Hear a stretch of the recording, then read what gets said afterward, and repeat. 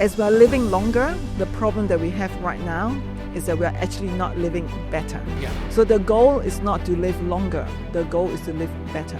We do not teach children the value of wealth creation, of working your assets, of buying things that appreciate, not spending money on things that depreciate. Handing on wealth is actually a very destroying function, demystifying and denounce gender stereotyping.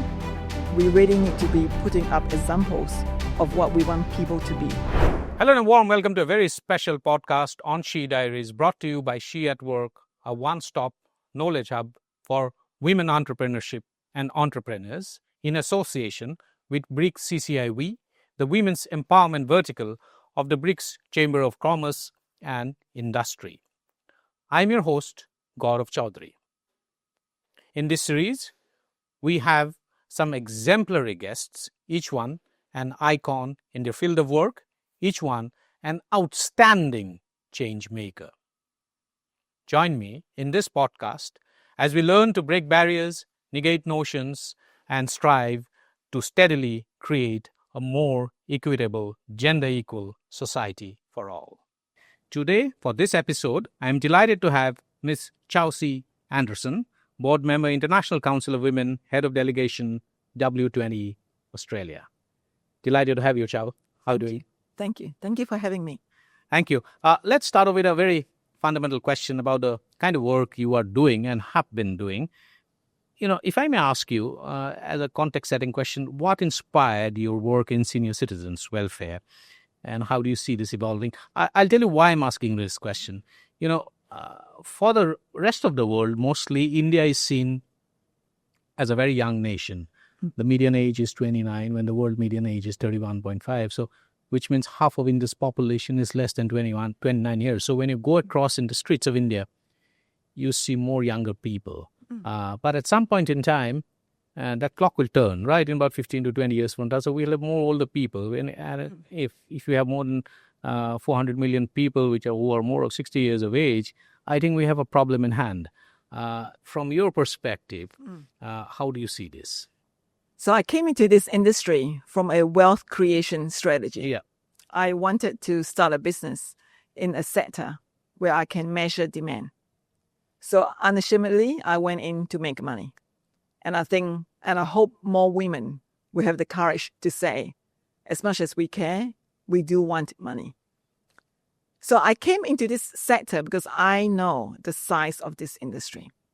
We know that by 2050, 25% of the world's population will be 65 and over. Yeah. So from a pure business perspective, I wanted to enter an industry where I know the numbers are fixed. Yeah. I know the size of the market. So that was the first thing that motivated me to enter this industry. Prior to coming to this industry, I used to manage a flying school in Brisbane. So I think from a career perspective, I've never been a conventional manager. I love the challenge of exciting industries. When I came to this industry, I have never built a house in my life. I have never designed a house in my life. I actually did not know too much about real estate. But I'm not sure how this is in India. In Australia, a lot of people who are in the real estate business are not terribly well educated. In fact, we call them the white shoe brigade. They are men who wear suits and white shoes, and they build real estate. And I thought, if all of these men could build all of these things and they never went to school, surely I can do this because I went to school. So I actually entered the industry without any idea as to what I have to do. But as I got more and more into this industry, I actually love the opportunity to create something different. I understood from researching the industry that something was lacking. And the most obvious thing that hit me was that 70% of seniors living in senior communities in America and Australia and New Zealand were women. Because women outlive men. Women outlive men by an average of 3 years. And men are older than women by another factor of, say, 5. So when you put that together, a woman could outlive a man by age and by time by about 8 to 15 years. That's right. So all of a sudden, you're actually caring for a whole community of older women. Right. And caring for older women require a whole different metrics of what senior living looks like. Right. And I think that's how I came into the market and how I think I've made a difference. I'll come to the financial planning and retirement aspect of your work and in relation to India also in a little while. But I'll just briefly touch upon what you just said, that women live longer by 8 to 15 years on an average. And these are biostatistics that we need to seriously take while planning for the society. Now, generally, people are living longer than before, say 50 years ago, and now people are living longer. And there's this whole, art and science, if I may say, of this whole quest of trying to live forever. There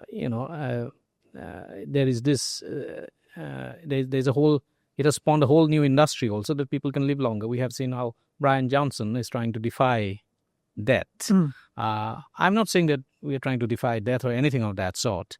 But my question to you is that if people continue to live longer, even more longer as we go along, and progressively, if we have more and more centurions in our midst, how is it going to change our approach to life?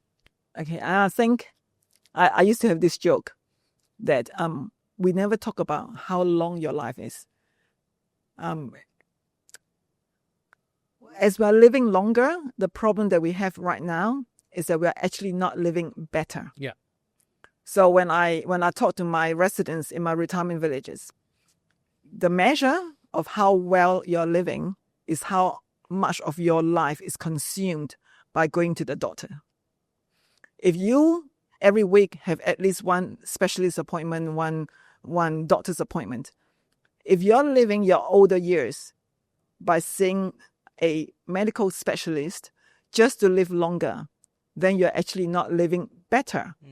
So the goal is not to live longer. The goal is to live better. And by better, I'm not talking about being wealthier or traveling more.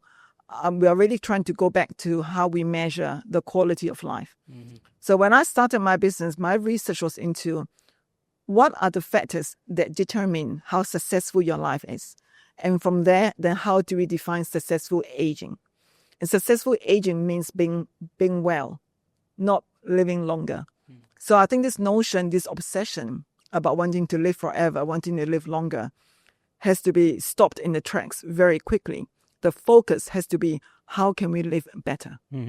So it has to be more qualitative rather than quantitative. I think definitely. It requires a change in perspective and approach. Yes. The key challenges faced by women, and particularly in a society like India, and we are at a certain stage of development. Living longer also is now a question of very serious, detailed financial planning and retirement planning. Yes. Unfortunately, in India, until this point in time, and it's beginning to change, and we can see the changes happening. People are getting more and more aware about financial planning early on in life. Financial planning, particularly among women, remains quite low. That's also a function of low financial literacy. As I said, that's beginning to change. More awareness is coming about. You have a ringside view of all of these. What are the key challenges that women face in financial planning and retirement, which are very specific to women?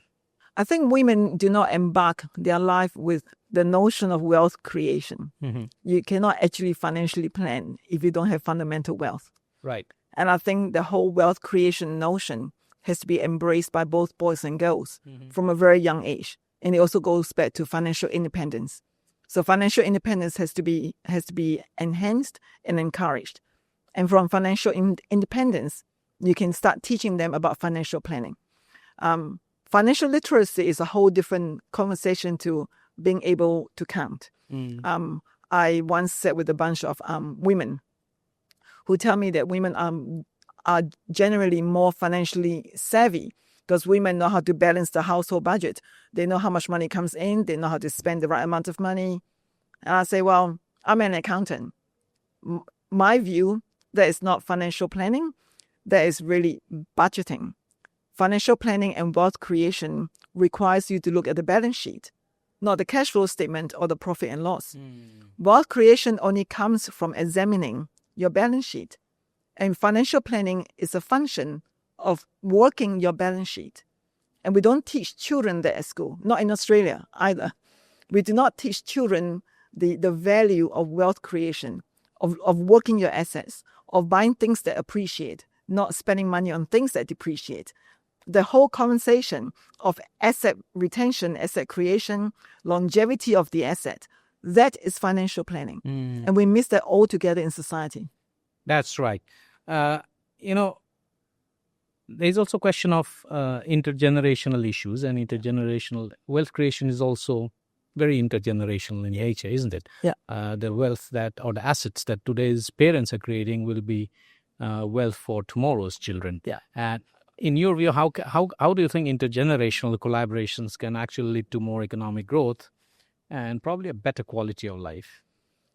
I think the Asian culture, we are very big on creating family wealth because we're very big about retaining our family as one unit. So we're naturally family nurturers. Intergenerational wealth is a very interesting construct when I live in Australia and I have an Asian heritage. Intuitively, I want to provide for my family. But from a Western value point of view, the intergenerational wealth baton has not been passed very well. We joke about the first generation makes it, the second generation maybe maintains it, and the third generation loses it. Spends it, yeah. Right? So then the next conversation that we need to have as the wealth creator is how then do we teach them to sustain and grow that wealth and the responsibilities surrounding that wealth creation exercise. And I think, and this is something that my husband and I are very intent on doing for this chapter of our life, is not to just give them the money, but to teach them how to fish. Handing on wealth is actually a very destroying function of creating an independent and healthy society. Finally, what policies do you advocate for W20 to actually foster and encourage gender inclusivity? I was just listening to the last panel talking about gender stereotyping. I think one of the things that we really need to be very conscious of is we cannot be what we cannot see.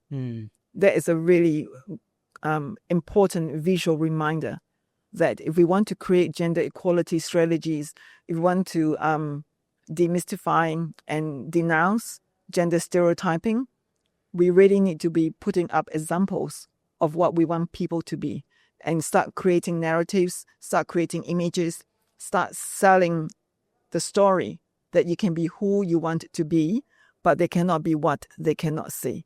Absolutely. I think that's very important. Very well said. Thank you so much, Chelsea Anderson, for sharing your deep insights and perspective and taking the time out and dropping by to have this conversation with us. That's it from us for this episode. Stay tuned for more.